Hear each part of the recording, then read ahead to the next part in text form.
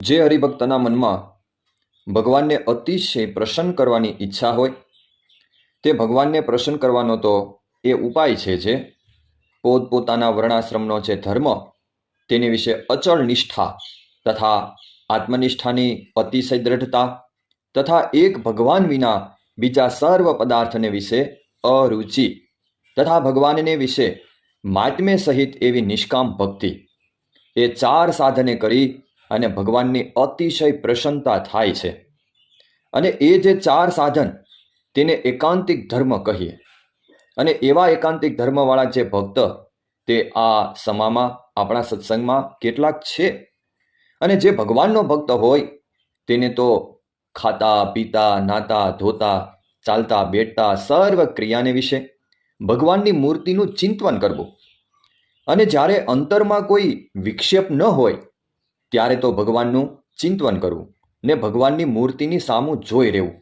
અને જો અંતરમાં સંકલ્પ વિકલ્પનો વિક્ષેપ થાય તો દેહ, ઇન્દ્રિયો, અંતઃકરણ, દેવતા, વિષય એ સર્વથી પોતાનું સ્વરૂપ જુદું સમજવું.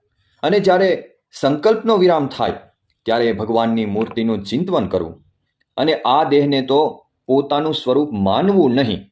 અને દેહના જે સંબંધી તેને પોતાના સંબંધી માનવા નહીં.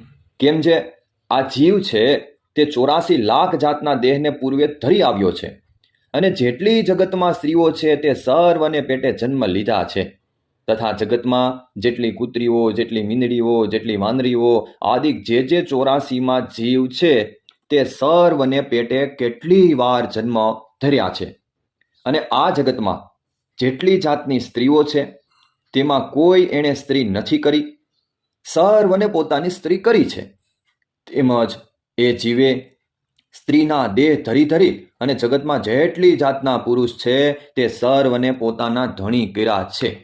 તેટલા માટે જેમ એ 84 લાખ જાતના સગપણને હમણાં નથી માનતા તથા 84 લાખ જાતના દેહને પોતાનું દેહ માનતા નથી, તેમજ આ દેહને પોતાનું સ્વરૂપ માનવું નહીં. અને આ દેહના સંબંધીને પોતાના સંબંધી માનવા નહીં.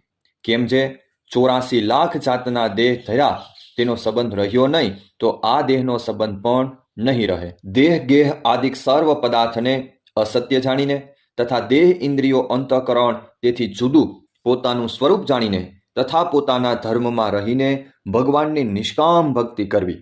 અને દિવસે દિવસે ભગવાનનું અતિશય મહાત્મ્ય જણાય તેને અર્થે સાધુનો સંગ નિરંતર રાખવો.